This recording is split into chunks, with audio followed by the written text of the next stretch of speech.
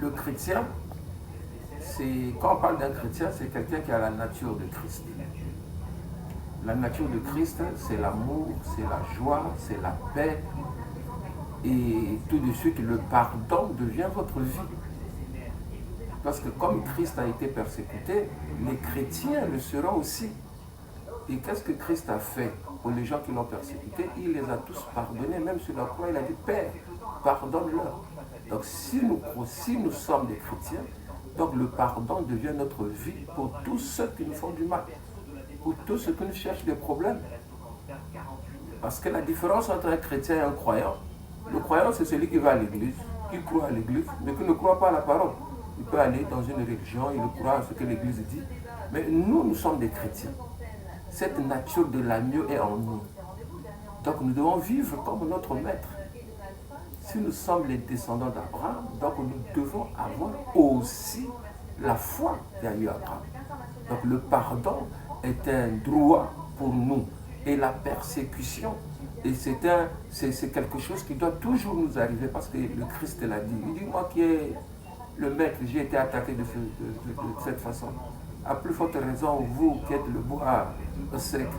Donc vous voyez, donc nous marchons et nous savons que les gens traiteront des problèmes, mais nous aussi, le pardon est avec nous comme chaque jour, nous vivons avec le pardon.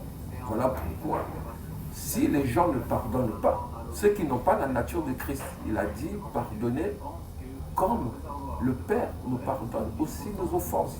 Donc c'est ce que nous devons faire chaque jour.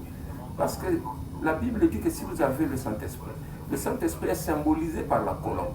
La colombe est mauvaise parce qu'on n'a pas de bile en nous.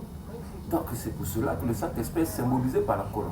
Mais le chrétien, celui qui a le Saint-Esprit, ne peut pas avoir la bile en lui. Donc ce qui est l'amertume en lui, il ne peut qu'avoir la paix, la joie, le pardon. C'est la vie du chrétien. Je le crois. Et c'était ainsi. Reconnaître un chrétien, d'abord, c'est par l'humilité, par le caractère. Il est humble, le chrétien.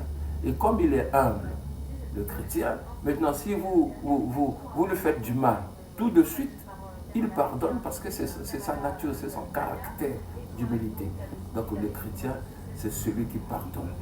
Si vous pardonnez, ça montre que vous êtes véritablement un chrétien. Et vous ne gardez pas ça dans le cœur. C'est-à-dire que votre cœur ne peut pas garder le mal. Votre cœur ne peut pas garder quelque chose qui est mauvais. Tout de suite, vous nettoyez cela. Parce que vous avez le Saint-Esprit. Voilà.